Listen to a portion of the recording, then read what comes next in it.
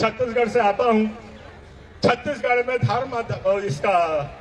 धर्मांतरण विधेयक लाया गया। बोलते तो फ्रीडम है, फ्रीडम टू रिलीजन एक्ट, और हमको बोलते हैं तुमको मारपीट के घर में रखेंगे, आप परिवर्तन नहीं कर सकते, आप प्रार्थना नहीं कर सकते, but we have the freedom to practise religion anyway. तो 2006 में ये विधेयक आया, छत्तीसगढ़ क्रिश्चियन फोरम ने उसको भीड़ करके 25,000 लोगों से हमने किया, प्रदर्शन किया, और वो फेल हो गया। और आज तक छत्तीसगढ़ में धर्मांतरण विधेयक नहीं लगा है। आपको दूसरी इंटरेस्टिंग बात उसका धर्मांतरण विधेयक की ये बता रहा हूं। मेरे प्यारे भाई और बहनों, आप सबको जय मसीह की। आप सबको मैं स्वागत करता हूं और एक वीडियो में। तो आज की वीडियो हम देखने वाले हैं पन्नालाल की पावर, यानी कि पन्नालाल जी जो कि छत्तीसगढ़ के अंदर सेवकाई करते हैं, और उसने एक स्पीच दिया है। वो जो स्पीच है बहुत बेहतरीन है। वो स्पीच में उन्होंने किस प्रकार बजरंग दल को चैलेंज किया है और मसीह शताब के बारे में उन्होंने बहुत कुछ कहा है। इसलिए पहले आप इस वीडियो को देखिए, उसके बाद हम बात करते हैं। तो सबको जय मसीह की मेरे प्यारे भाई और बहनों। आज का ये जो वीडियो है पन्नालाल जी के ऊपर है, और आपको अच्छी तरह से पता है पन्नालाल जी किस तरह से हमारा मसीह समाज के लिए लड़ाई करते हैं। मसीह समाज के लिए वो लड़ते हैं, जी हाँ, ये सच्चाई है। और उन्होंने बहुत सारे प्रॉब्लम को उन्होंने सॉल्व किया है, कानूनी तौर पर उन्होंने सॉल्व किया है। और उनका लिंक, पन्नालाल का लिंक भीम आर्मी के साथ भी है, क्योंकि पन्नालाल जी जो है वो भीम आर्मी का भी आदमी है, वो ईसाई लोगों का भी आदमी है, भीम आर्मी का भी आदमी है। इसीलिए डबल पावर है किसके पास? पन्नालाल जी के पास डबल पावर है। मसीह लोगों का भी साथ उनके साथ है और भीम आर्मी लोगों का भी साथ इनके साथ है। इसलिए मैंने थंबनेल में देखा पन्नालाल का पावर क्या है। जी हाँ, पन्नालाल जी अब भीम आर्मी के साथ भी मिल चुके हैं, इसलिए विरोधी लोग यानी कि बजरंग दल कुछ भी नहीं कर सकते।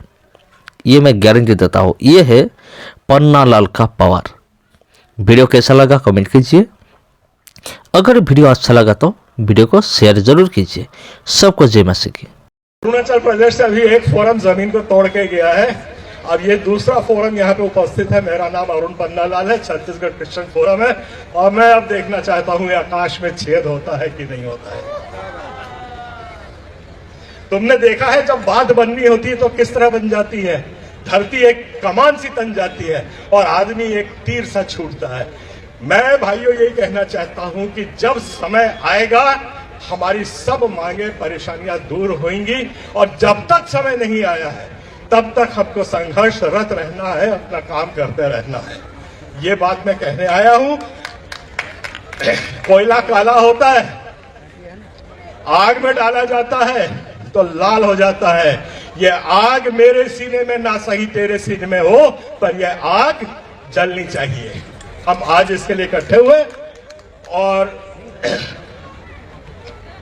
मैं रोना नहीं रोऊंगा, समस्या नहीं गिनाऊंगा, कुछ समाधान लेके आया हूं। मैं वो समाधान आपके पास रख के छोड़ के जा रहा हूं, और वो इसलिए छोड़ के जा रहा हूं कि हम इसके ऊपर चिंतन मनन करें, और जितने हमारे पास यहाँ पे लीडरशिप बैठी हुई है इसके ऊपर दूसरा कदम उठाने का प्रयास करें। मैं ऐसे कितने ही मीटिंग्स में जा चुका हूं, पर अभी तक हम लोग कन्वेंशन टाइप की मीटिंग करके खत्म हो जाते हैं, अपने घर में वापस चले जाते हैं। तो we have to come out of this stupor, we have to take the second step towards establishing our freedom. ये मकसद लेकर के मैं आपके पास खड़ा हुआ हूं। मैं अपनी बात चालू करता हूं फॉल्स नैरेटिव से। अगर मैं आपको बोलूं हिंदुस्तान को आजादी बाइबल में दिलाई थी और महात्मा गांधी ने नहीं दिलाई थी, तो आप सब मेरे को जूते मारोगे कि नहीं? पर सच्चाई यही है, यही सच्चाई है। आप दो लाइन में बात करके खत्म करता हूं इस बात को।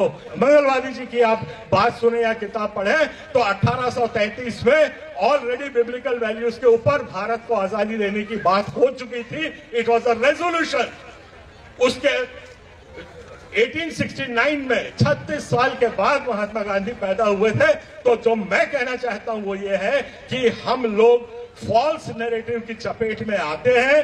जो घुटी हमको पिलाई जाती है वही घुटी पी पी के हम अपना दृष्टिकोण बना लेते हैं। इधर से हमको बाहर निकलना है। ये मैंने सेक्युलर साइड के लिए अपने देश से बोली और यही हाल हमारे चर्च का है।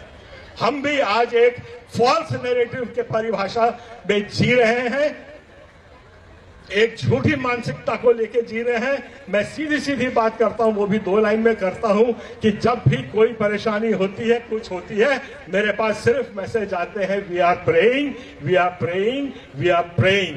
प्रेइंग आप नहीं कर रहे हो, आप लोग जिम्मेदारी से भाग रहे हो। तो you have to come out of this narrative. This is a false narrative जो हमको बिब्लिकल वैल्यू से दूर लेके चली गई है। बिब्लिकल वैल्यूज पे जहां से पुरोहित, जहां से अपोस्टल्स, नेहमिया को देखो, ही फॉट। गोलियत के पास वो आया, दाऊद आया, तो क्या बैठ करके उसने प्रार्थना की घुटना टेक के, कि उसने अपना काम किया, गोफन चलाया? आज आपको भी गोफन चलाना है, इकट्ठा होना है। So we have to develop this feeling of falling for false narratives. ये फॉल्स नैरेटिव्स बिब्लिकली हमको स्टैब्लिश करनी है। We have to fight for our rights. दूसरी बात, मैं कहीं भी जाता हूं सबको यही बोलते हैं कि there is no unity, there is no unity, there is no unity. यहां भी यही मैं अभी सुन रहा हूं, सुबह से मेरे भी कान पक गए हैं। मैं एक बात कह के जाता हूं इस बात को, जब भी सरकार का कोई बड़ा प्रोजेक्ट फेल होता है, I am N industrialist, I know very well, there is, whenever a project fails, there is one root cause analysis. Immediately it comes into play. उसको एकदम देखा जाता है कि ये प्रोजेक्ट आखिरकार फेल क्यों हुआ। आज हमारी यूनिटी फेल हुई है, तो क्या हमने कोई रूट कॉज एनालिसिस की बात करी है? मैं गुजारिश करता हूं जितने सीनियर्स लोग हैं यहाँ पे, root cause analysis for failure of unity, और उसमें हम क्या कर सकते हैं, इस ओर ध्यान दें। कुछ उस किस्म से अपने समाज का को दिशा बदले उसकी, तब कोई मतलब निकलेगा। एक मजे की बात बताता हूं, छत्तीसगढ़ से आता हूं। छत्तीसगढ़ में धर्मांतरण विधेयक लाया गया। बोलते तो फ्रीडम है, फ्रीडम टू रिलीजन एक्ट, और हमको बोलते हैं तुमको मारपीट के घर में रखेंगे, आप परिवर्तन नहीं कर सकते, आप प्रार्थना नहीं कर सकते, but we have the freedom to practise religion anyway. तो 2006 में ये विधेयक आया, छत्तीसगढ़ क्रिश्चियन फोरम ने उसको भीड़ करके 25,000 लोगों से हमने किया, प्रदर्शन किया, और वो फेल हो गया। और आज तक छत्तीसगढ़ में धर्मांतरण विधेयक नहीं लगा है। आपको दूसरी इंटरेस्टिंग बात उसका धर्मांतरण विधेयक की ये बता रहा हूं कि 2006 में जब धर्मांतरण विधेयक आया, तब उस वक्त पूरी बीजेपी ने उसके पक्ष में वोट किया और कांग्रेस ने उसके विपक्ष में वोट किया।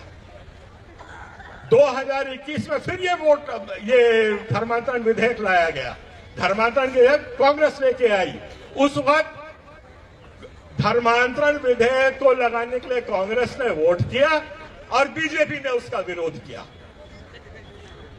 तो आप किस जगह पे हो, आप अपने आप को तौल लो, समझ लो। Where are you in this politics? Where is your interest? You are just a football. जिसको जो मर्जी आती है वो उस तरीके से किक करके आपको लेके चला जाता है। और दूसरी बड़ी बात जो मैं ऑब्जर्व करता हूं और फील करता हूं, that there is a big communication barrier, और जब तक हम ये लैंग्वेज के बैरियर को नहीं करेंगे, मैं आप लोगों से इसके लिए एक कार्य योजना बनानी पड़ेगी। एंड ये जो मंच है, ये मंच आज एक इतिहास लिख रहा है। आपका प्रोटेस्ट से कुछ नहीं होगा, ये मैं जानता हूं, आप खड़े हैं, आप भी जानते हैं। ऐसे हजारों प्रोटेस्ट और किसान मोर्चा वाले 1,000 जान गंवा चुके हैं। तो हमें कोई सॉलिड योजना बनानी है, और मैं उम्मीद रखता हूं कि आज यहां इस मंच से एक नया सूरज उदय हो रहा है कि हम अपनी यूनिटी के ऊपर बात करेंगे, और इसके लिए ये लोग हमको फैसिलिटेट करेंगे। 4 लाइन तो बोल के जा रहा हूं। Time has come to look beyond the horizons. The pulpit has to open up for politics, for Indian constitution, feel and address the pain of denominations. We have to build bridges with other communities, encourage youth to talk about national issues, come out of false narratives, break the communication barrier, understand that voting is no more a personal issue. It is a collective bargain for the community. ये सब बात आपको अपने pulpit से समझानी है आप लोगों को. And let us today declare a biblical charter of independence.